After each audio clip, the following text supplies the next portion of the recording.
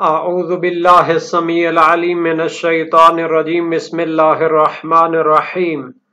الحمد لأہلہ والصلاة علی اہلہا۔ عزیز طلبہ السلام علیکم ورحمۃ اللہ وبرکاتہ۔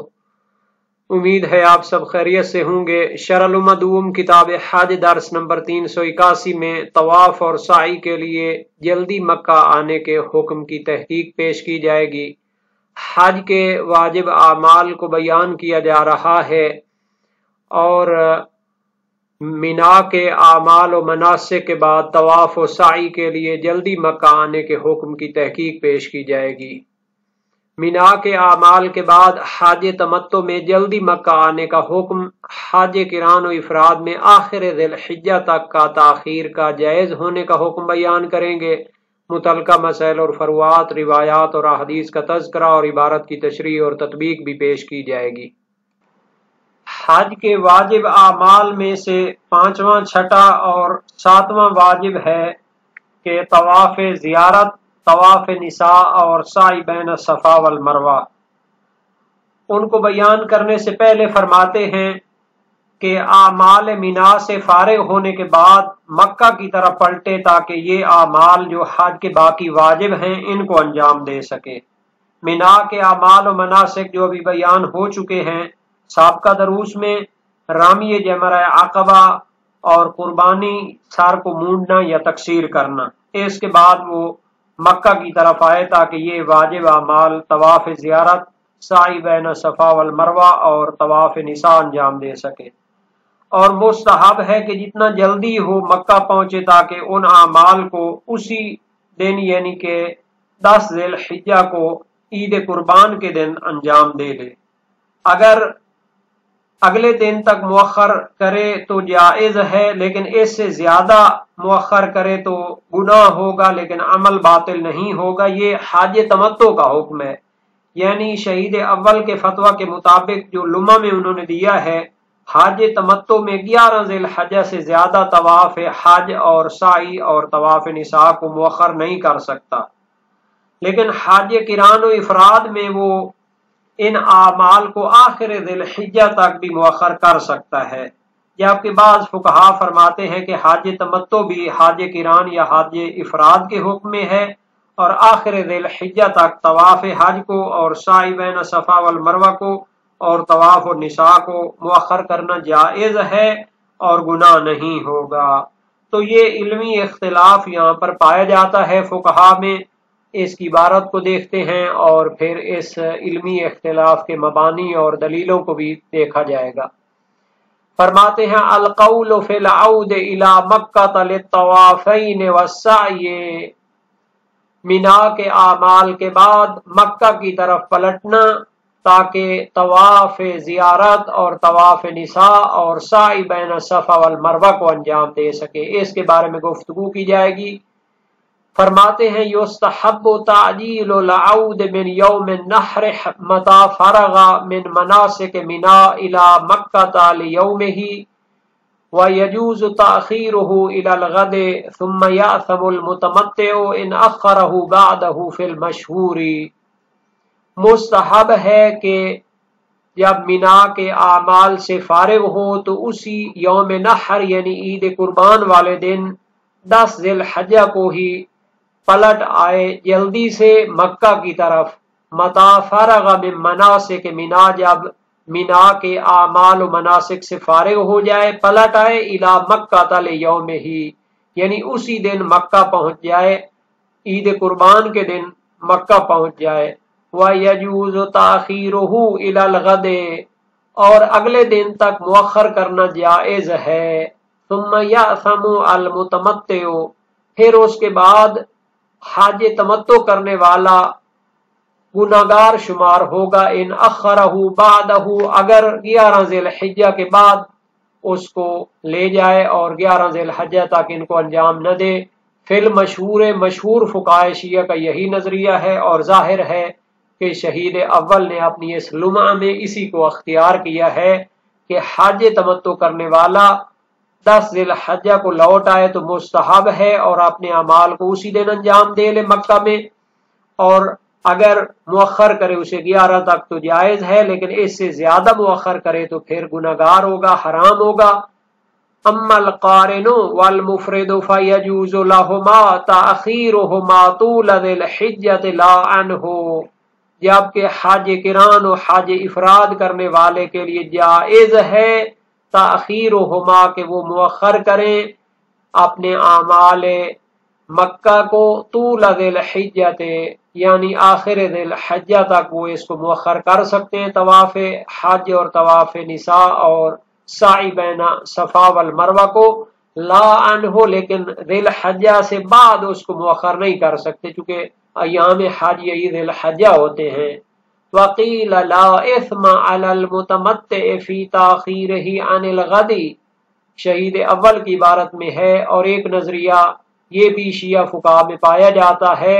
کہ حج تمتع کرنے والا بھی اگر 11 ذی الحجہ سے ان اعمال کو مؤخر کرے یعنی کہ ذی الحجہ کے آخر تک اس کو لے جائے تو اس پر بھی کوئی گناہ نہیں ہوگا، وہ بھی گویا حج قران و حج مفرد کی طرح ہے، یعنی آخر ذی الحجہ تک ان کو انجام دے سکتا ہے۔ وَيُجْزِئُ طُولُ ذی الحجۃ کَقَصِیمَیہِ، اور پورا جو ذی الحجہ کا مہینہ ہے اس میں ان کو انجام دینا کافی ہوگا، جیسا کہ حج تمتع کی طرح حج قران اور حج مفرد میں بھی یہی ہوتا ہے کہ ان کو آخر ذی الحجہ تک مؤخر کرنا جائز ہوتا ہے۔ وَهُوَ الْأَقْوَى، شہید ثانی فرماتے ہیں یہی نظریہ قوی تر ہے، لِدَلَالَةِ الْأَخْبَارِ الصَّحِيحَةِ عَلَيْهِ، چونکہ صحیح اور معتبر روایات اس پر دلالت کرتی ہیں۔ وَاخْتَارَهُ الْمُصَنِّفُ فِي الدُّرُوسِ، اور شہید اول نے اسے دروس شرعیہ میں انتخاب کیا ہے، اسی نظریہ کو اختیار کیا ہے۔ وَعَلَى الْقَوْلِ بِالْمَنْعِ لَا يَقْدَحُ التَّأْخِيرُ فِي الصِّحَّةِ وَإِنْ آثِمًا، حج تمتع میں دو نظریے ہو گئے گویا کہ طوافین اور سعی کو 11 کے اندر انجام دینا ہے، اس سے زیادہ مؤخر نہیں کر سکتے، اگر مؤخر کریں گے تو گناہگار ہوگا۔ اور دوسرا نظریہ یہ ہے کہ حج قران و حج افراد کی طرح آخر ذی الحجہ تک طوافین اور سعی کو مؤخر کر سکتے ہیں۔ شہید ثانی فرماتے ہیں علی القول بالمنع، اگر ہم قائل ہو جائیں کہ حج تمتع میں طوافین اور سعی کو مؤخر کرنا 11 ذی الحجہ سے ممنوع ہے اور حرام ہے، لا یقدح التاخیر فی الصحۃ، اگر مؤخر کرے تو یہ صحیح ہونا جو ان اعمال حج کا ہے وہ باطل نہیں ہوں گے اور صحت میں کوئی حرج نہیں آئے گا۔ وَإِنْ آثِمًا، اگرچہ کہ گناہگار شمار ہوگا، یعنی مؤخر نہیں کرنا چاہیے تھا لیکن اگر مؤخر کرے تو صحیح ہوں گے لیکن گناہگار ہوگا۔ تو نہایت ہی اہم مسائل ہیں اور اس میں فقہی نظریات کا بھی جائزہ لیا جائے گا۔ یہاں تک فرمایا ہے کہ مستحب ہے کہ جلدی سے عید قربان کے دن ہی مینا سے مکہ پہنچ جائے اور اپنے اعمال بقیہ کو انجام دے۔ موثق اسحاق بن عمار ساباتی جلیل القدر سے کا راوی ہیں، سألت ابا ابراہیم علیہ السلام عن زیارت البیت تؤخر الى اليوم الثالث قال تعجیلها احب الی وليس به باس ان اخره، میں نے امام ابو ابراہیم امام کاظم علیہ السلام سے طواف کعبہ کے بارے میں سوال کیا کہ اسے تیسرے دن تک مؤخر کر سکتے ہیں، فرمایا اس کو جلدی کرنا میرے نزدیک پسندیدہ ہے اور مؤخر کرنے میں بھی کوئی حرج نہیں ہے۔ وسائل الشیعہ باب 19 ابواب الحلق والتقصیر حدیث اول ہے، اور اگلے دن تک تو یقیناً اس کو مؤخر کر سکتے ہیں، یعنی 11 ذی الحجہ تک اس کو مؤخر کر سکتے ہیں، روایات اس پر دلالت کرتی ہیں۔ صحیح معاویہ بن عمار ساباتی جلیل القدر سے کا راوی امام صادق علیہ السلام سے روایت کی، سألته عن المتمتع متى يزور البيت قال يوم النحر او من الغد ولا يؤخر، والمفرد والقارن ليس بسواء موسع عليهما، وسائل الشیعہ باب اول ابواب زیارت بیت حدیث 10۔ میں نے امام صادق علیہ السلام سے حج تمتع کرنے والے کے بارے میں سوال کیا کہ کب وہ طواف کعبہ کرے، فرمایا قربانی کے دن یا اگلے دن، اور اس سے مؤخر نہ کرے، اور حج افراد و قران کرنے والے اس کے برابر نہیں ہیں، ان کے لیے مؤخر کرنا جائز ہے۔ لیکن حاج تمتع کرنے والے کے لیے تاخیر کرنا مکروہ ہے۔ صحیح معاویہ بن عمار جو ایک دوسری اس کی روایت ہے جلیل القدر سکراوی امام صادق علیہ السلام سے، فی زیارت البیت یوم النحر قال زرہ فإن شغلت فلا یضرک ان تزور البیت من الغد ولا تؤخر ان تزور من یومک فإنہ یکرہ للمتمتع ان یؤخر وموسع للمفرد ان یؤخرہ۔ وسائل شیعہ باب اول ابواب زیارت بیت حدیث اول ہے۔ یوم نحر یعنی قربانی کے دن خانہ کعبہ کے طواف و زیارت کے بارے میں سوال کیا، فرمایا اسی دن اس کی طواف کرو، زیارت کرو۔ اگر کوئی مشغولیت ہو اور اس دن نہ انجام دے سکو تو کوئی حرج نہیں، اگلے دن زیارت کر لو، طواف کر لو، لیکن اس اگلے دن سے زیادہ مؤخر نہ کرو کہ حاج تمتع کرنے والے کے لیے اس سے زیادہ مؤخر کرنا مکروہ ہے، اور حاج افراد کرنے والے کے لیے مؤخر کرنے کی اجازت ہے۔ صحیح عمران حلبی جلیل القدر سکراوی امام صادق علیہ السلام سے روایت کی، ینبغی للمتمتع ان یزور البیت یوم النحر او من لیلتہ ولا یؤخر ذلک اليوم، کہ حاج تمتع کرنے والے کے لیے سزاوار ہے کہ وہ قربانی کے دن یا اس کی رات کو یا اگلے دن اس کو انجام دے اور اس سے زیادہ مؤخر نہ کرے۔ وسائل شیعہ باب ایک ابواب زیارت بیت میں حدیث موجود ہے۔ مشہور قول کی بنیاد پر حاج تمتع کرنے والا 11 ذی الحجہ سے زیادہ طوافین اور سعی کو مؤخر نہیں کر سکتا، ورنہ گناہگار ہو جائے گا، چونکہ روایات میں اس سے مؤخر کرنے سے منع آئی ہے، اور نہیں جو ہوتی ہے یہ گناہ ہونے پر دلالت کرتی ہے۔ جبکہ علامہ ابن ادریس ہلی جلیل القدر فقیہ ہیں، وہ اسے مکروہ سمجھتے ہیں، یعنی کہ پوری ذی الحجہ کے آخر تک اس کو مؤخر کرنا جائز ہے، لیکن مکروہ کی حد تک ہوگا، لیکن حرام نہیں ہوگا۔ جناب سید عاملی نے مدارک الاحکام فی شرح شرائع الاسلام میں اسے اس سے بسار شیخ طوسی مختلف شیعہ علامہ ہلی اور دوسرے متاخرین کی طرف نسبت دی ہے،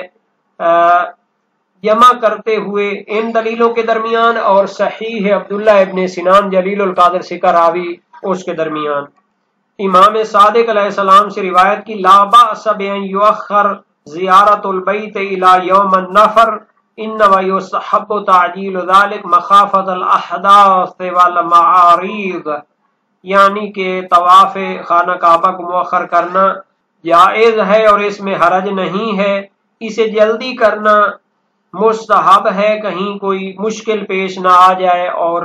ناگہانی جو واقعات ہوتے ہیں ایسا کوئی نہ آ جائے کہ ان کو انجام ہی نہ دے سکے۔ صحیح ہے عبید اللہ حلبی جلیل القدر سکراوی امام صادق علیہ السلام سے روایت کی، سألتہ عن رجل ناسی ان یزور البیت حتی اصبح فقال لا باس انا ربما اخرته حتی تذهب ایام التشریق ولكن لا یقرب النساء والطیب۔ وسائل شیعہ باب اول ابواب زیارت البیت میں حدیث موجود ہے،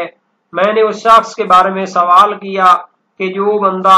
خانہ کعبہ کا طواف کرنا بھول جاتا ہے حتیٰ کہ صبح ہو جاتی ہے، فرمایا کوئی حرج نہیں، کبھی میں بھی اس کو مؤخر کرتا ہوں حتیٰ کہ ایام تشریق بھی گزر جاتے ہیں، لیکن وہ عورتوں کے قریب نہ جائے اور خوشبو کے قریب نہ جائے، چونکہ ابھی تک اس نے ان محلل کو انجام نہیں دیا جس کی وجہ سے عورتیں اور خوشبو حلال ہو جاتی ہے۔ اسی روایت کے قریب قریب معنی میں ہے صحیح ہشام بن حکم یا سالم، اور بعض فقہا نے جواب دیا ہے کہ اس سے مراد حاج کران اور حاج افراد کرنے والا ہے، یہ بعید ہے، خصوصاً جو معصوم علیہ السلام نے مؤخر فرمایا ہے، یا آپ کے امام کی حج جو تھی وہ حاج تمتع تھی، آپ دور سے تشریف لاتے تھے۔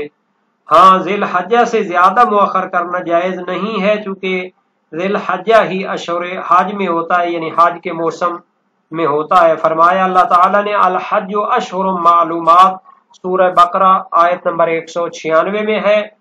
تو جائز ہے اس کے افعال کو پورے ذی الحجہ میں انجام دینا، مگر جس کو خاص دلیل کے ساتھ خارج کیا گیا ہو اور اس کو مؤخر کرنا جائز نہ ہو۔ جبکہ حج کران و مفرد انجام دینے والے کے لیے آخر ذی الحجہ تک ان کو مؤخر کرنا جائز ہوتا ہے، جیسا کہ صحیح معاویہ بن عمار جلیل القدر سے کا راوی میں ہے فَإِنَّهُ يُكْرَهُ لِلْمُتَمَتِّعِ أَن يُؤَخِّرَ وَمُوَسَّعٌ لِلْمُفْرِدِ أَن يُؤَخِّرَ، یعنی کہ حاج تمتع کرنے والے کے لیے مؤخر کرنا مکروہ ہے، لیکن حاج افراد کرنے والے کے لیے مؤخر کرنا جائز ہے۔ اسی طرح اس کی دوسری روایت جو تھی اس میں تھا والمفرد والقارن لیس بسوا موسع علیہما، حاج افراد و قران کرنے والے حاج تمتع کے برابر نہیں ہیں، ان کے لیے تاخیر کرنا جائز ہے۔ اور دوسرا نظریہ یہ تھا کہ حاج تمتع کرنے والا بھی آخر ذی الحجہ تک ان کو مؤخر کر سکتا ہے، طوافین کو اور سعی کو، اور شہید ثانی نے اسی کو قوی تر نظریہ قرار دیا تھا، چونکہ معتبر روایات اس پر دلالت کرتی ہیں جواز تاخیر پر، اور جو ممنوعیت کی روایات ہیں ان سے کراہت مراد لی جاتی ہے۔ تو یہ ہوتا ہے شہید ثانی جب فرماتے ہیں صحیح و سند روایات موجود ہیں تو ان کو وسائل الشیعہ